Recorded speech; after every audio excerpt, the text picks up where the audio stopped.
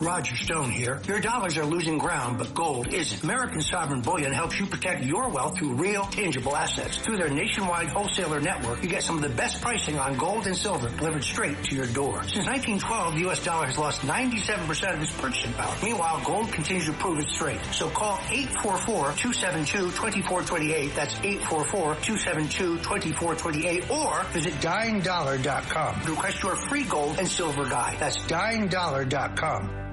Welcome back. You're back in the Stone Zone right here on the Roger Stone Show. And joining me now is the veteran publicist, raconteur, bon vivant, man about town, an exceptionally well-dressed saloon singer who also happens to be a very, very effective pro-animal activist, my good friend Christian Josi.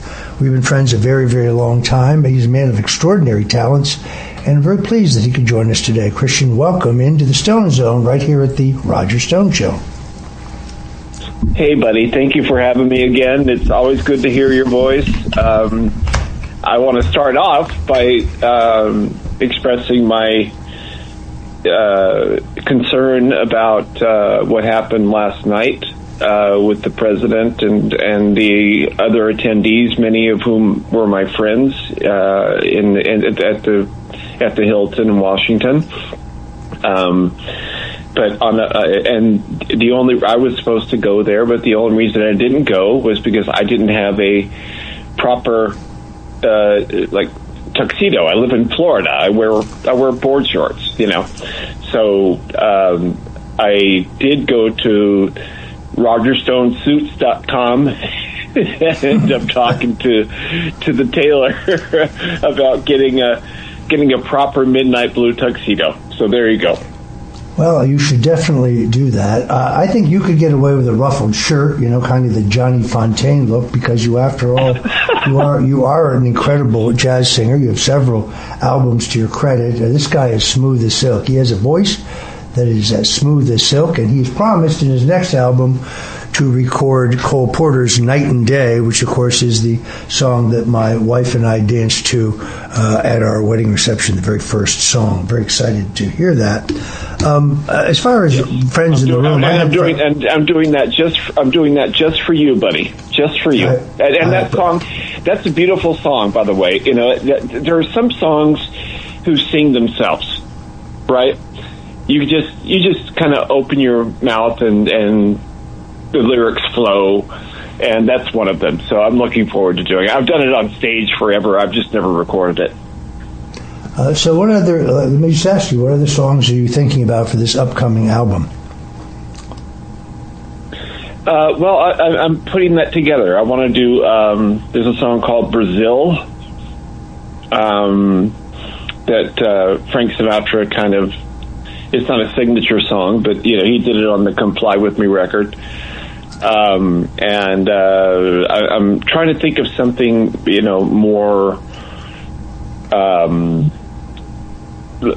more contemporary to throw into the mix that I can, kind of rewrite. But I'm working on it. I'm developing it. We're going to do it at Muscle Shoals in Alabama, the famous studio. So there we go. Well, as you know, I have urged you to record Are You Lonesome Tonight, which most people associate with Elvis Presley. Are you lonesome tonight? Do you miss me tonight? But originally recorded by the great Al Jolson. And if you listen to Elvis's rendition, he doesn't change any of the phrasing whatsoever. Even the spoken bridge part is identical. And of course, Elvis was a huge hit for Elvis. It was also a huge hit for Jolson. Was Al Jolson the guy who did that? I didn't know that at all. It was first recorded by Al Jolson. It was a huge hit for him, and then later covered, as they say, by Elvis Presley. You're also working with Duran Duran. I thought that was very interesting. I thought you'd tell us about that. Well, the Duran Duran and I have a long history together.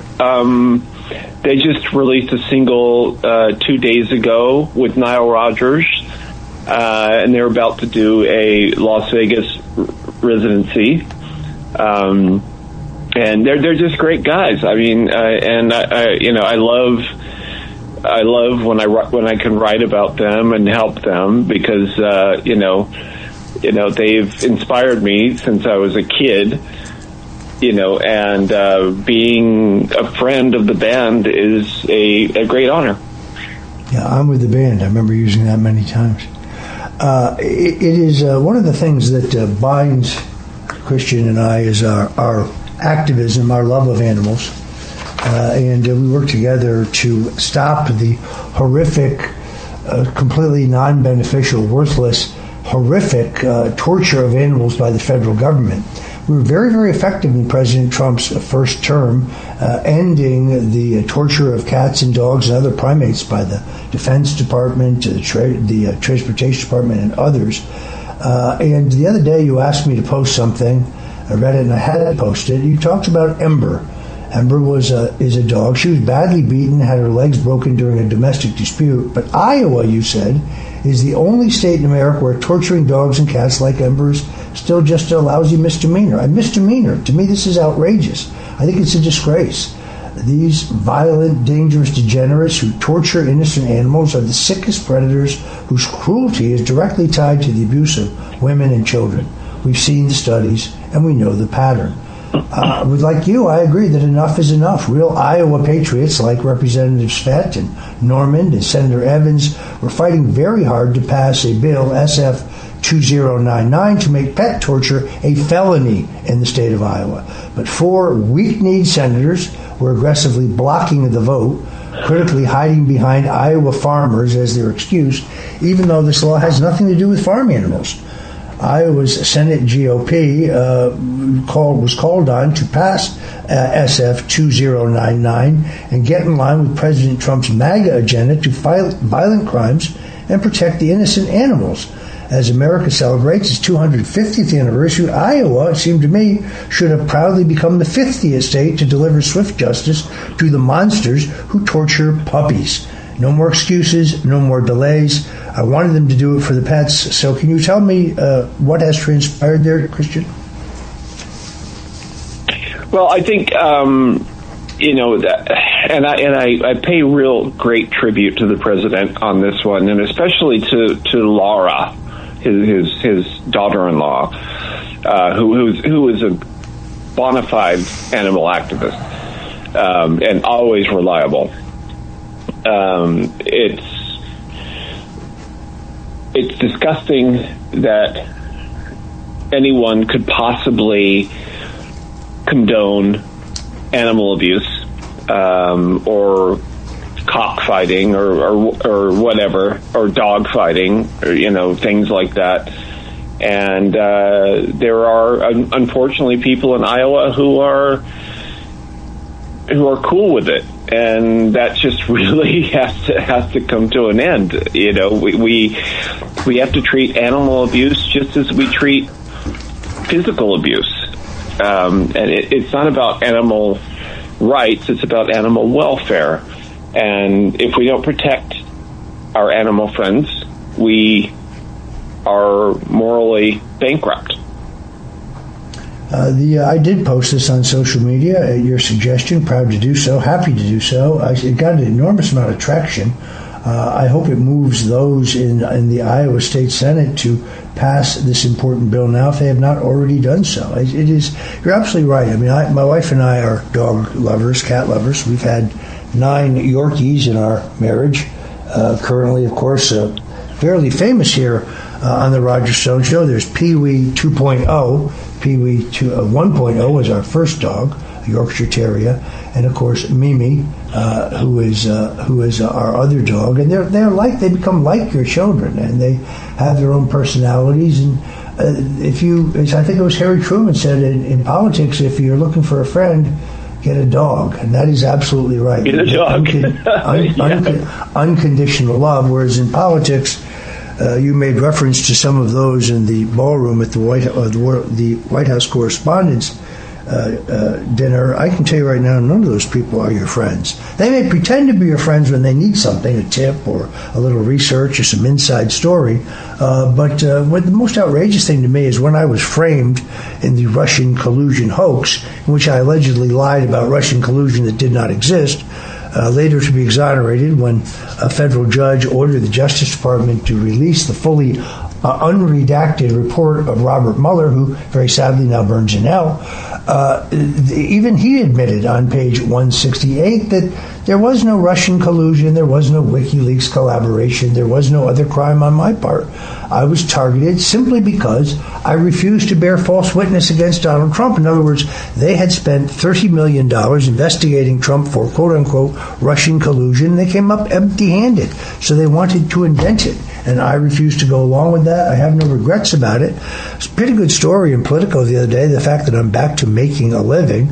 Yes, I have a couple of big-paying clients. What they failed to note in their initial report is that I just paid off a $2.6 million debt to the IRS, and this is very important. 75% of that amount was interest and penalties. Now, normally, you can negotiate interest and penalties unless your name is, of course, Roger Stone. In that case, they brought a civil case against me. In their press release, they said that I had evaded taxes, my wife and I, or that I had hidden income. But when you read their actual civil suit against me, there was no evidence of either one of those. I simply ran out of money. I couldn't pay. I lost my home. I lost my savings. I lost my insurance. I lost my car. Christian, you're like this. I had to sell my electric guitar, my electric bass guitar, a Fender bass. That really broke my heart. I was having to borrow money from my adult children in order to eat. So some people resent the fact that I'm back to work and I'm able to sell my services as a political consultant, and yes, in some cases, as a lobbyist. But let me assure you, I am adhering to all of the necessary reporting requirements, including the Foreign Agents Registration Act, where I only represent some nations who are friendly and allied with the United States. All of that is fully disclosed. But what the I think initial reports failed to reflect is that I paid my tax debt, which means right now I don't have much in the bank, but no one will be able to say falsely, oh, he got a break. By the way, the Justice Department discharged $15 million of taxes for Hunter Biden. You see, all the taxes in question date to 2006, and they were about to toll out because after 5 years, a tax debt is released. So they want to make sure that I didn't have that happen. That's why they brought this entirely baseless civil lawsuit against me. By the way, as far as evading taxes, I paid them on this 2006 tax debt. I paid them for 7 years, every month, on time, with an ever-increasing payment, without ever missing a payment. So much for tax evasion. Talk about a two-tiered justice system. As I say, Hunter Biden was allowed to just literally walk out on $15 million in taxes thanks to the U.S. attorneys in Delaware. Had to get that off my chest. I did like the name of the story. It was Roger Stone is back. As you know, Christian, I never left. Here I am. It's great to have you on the show. I know for sure you never left, and like as we all say, Roger Stone did nothing wrong, and you're for me an heroic figure and a great inspiration and a mentor, and I'm very, very grateful for you. Well, I appreciate that, my friend. It has been a long haul, and as I like to say, I may have been materially poorer, but I am spiritually much richer. You know, when I talk about the fact that I'm redeemed in the blood of the cross, that I returned to the church as an answer to this horrific ordeal, the Washington Monthly made fun of me as if they understand what's on my heart. I don't really care what they think. I only care what he thinks. You can't fool God. I learned that. You can't fool God. God knows everything, and God can do anything. I witnessed the fact that my wife was diagnosed with very aggressive stage 4 cancer, which I believe was brought on by the stress of being hounded by Robert Mueller and his thugs for almost 2 years. But today, thanks to the miracle of modern science, also to the miracle of alternative medicine, but more importantly to the healing power of Jesus Christ, my wife is cancer-free, due solely through the grace of God. So I'm happy to be here, but I wouldn't even be in the Stone Zone right here on the Red Apple Audio Networks, right here on the Roger Stone Show, without the Lord. And when I say that, some on the left make fun of you like it's an act, it's a head fake, it's another dirty trick. No, I'm sorry, I am a believer, and if you don't like it, well, that's too bad. We're talking to Christian Josi, one of the coolest guys I know, highly stylish, now a Floridian. When we come back, I'm going to ask him about how he feels about living in the Sunshine State. Don't go away, we'll be right back. And you're back in the Stone Zone right here on the Roger Stone Show. We're talking to Christian Josi, longtime friend of mine, a master publicist and media strategist, also a raconteur, a bon vivant, a man about town, an incredible singer, a jazz vocalist, and what we used to call a saloon singer, and an incredibly effective pro-animal activist. That's where we've really teamed up to do some of our best work. Christian, you're now living in the Sunshine State of Florida. How do you like it? Oh man, I'll tell you. Well, I'm committed to raise a lot of money for Byron Donalds to be our next governor, who I think is going to be incredible. I'm working here with my congressman Jimmy Petronis, who you introduced me to, and with whom I've become good friends. When I was about to move to Florida, I asked another person who moved to Florida from D.C., I said, how do you feel about the state? And he goes, well, Florida is the bomb. And Florida is the bomb. It's great living here. I mean, I'm in a touristy area, so sometimes that gets a little bit annoying, but the locals and, just the way of life is awesome. And it's kind of like I don't want everybody to come down here from Mount Dottie. You don't want to tell people how great it is. You really don't want to tell people how great it is because they'll move here.